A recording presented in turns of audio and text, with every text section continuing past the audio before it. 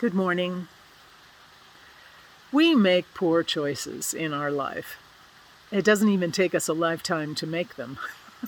We make them quite often, and sometimes multiple times a day.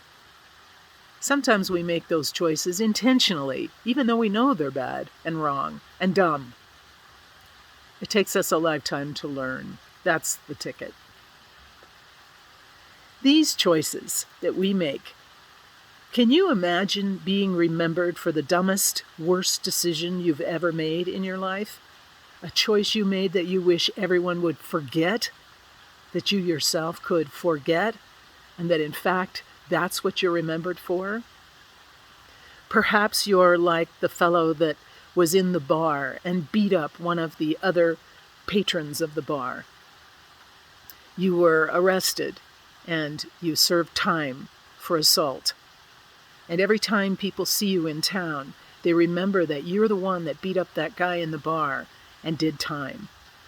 Or perhaps you're the woman who cheated on her husband and destroyed the family life that you had so treasured, and your children continue to suffer from that poor decision that you made.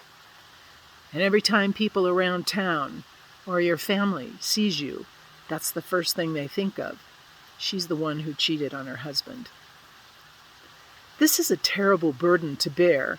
And on some level, we'd say, well, they deserve it, right? Because they made a bad choice. Oh, gosh, but that is not the way we as believers are encouraged to behave in the world.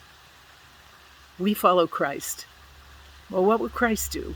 Hey, there are plenty of examples in Scripture of where people towed the legal line, the moral line, and Jesus responded to them differently.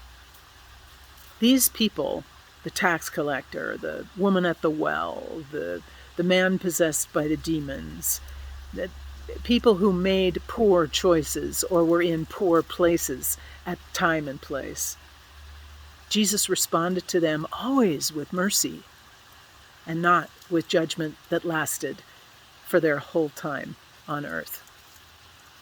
So what happens to us? There's a story in Scripture about the woman caught in the act of adultery. She's caught in the act, which means it's a repetitive act, right? So they could catch her. It wasn't a surprise. It wasn't spontaneous. So these men catch her, bring her to Jesus, and throw her into the ground at his feet. And they tell him what happened. Look what happened. She broke the law. So he looks around the circle and he says, yes, she broke the law. Very true. So we know the punishment is stoning. All right, those of you who have never sinned before, you can cast the first stone. Well, they are frustrated, caught at their own game.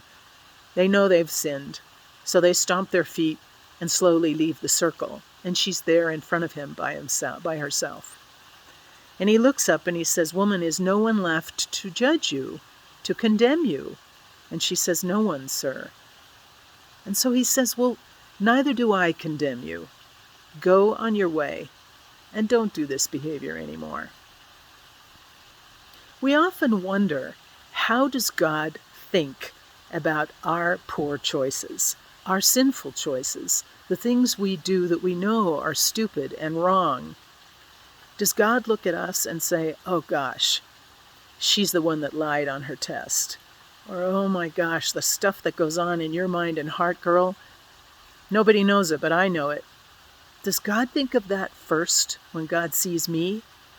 Am I known for the worst decision I've ever made? And here in this story, we see what's real. Because when we see Jesus, we see God. This is God in action, God in the flesh. And Jesus turns to the woman and says, nor do I condemn you. Go and stop this behavior. God does not condemn her. She can let go of this and stop the behavior. So today, stop judging yourself so harshly. Make amends for the poor choices you've made and know that God does not remember you for those poor choices. You experience the loving mercy of God if you simply choose to believe it.